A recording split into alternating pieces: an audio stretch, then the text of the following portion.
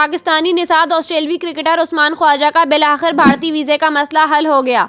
ऑस्ट्रेलवी cricketer को visa की मंजूरी के बाद भारत रवानगी के लिए क्लियरेंस मिल गई है। उस्मान ख्वाजा ने भारत रवानगी की इत्तला सोशल मीडिया पर एक तस्वीर शेयर करके दी।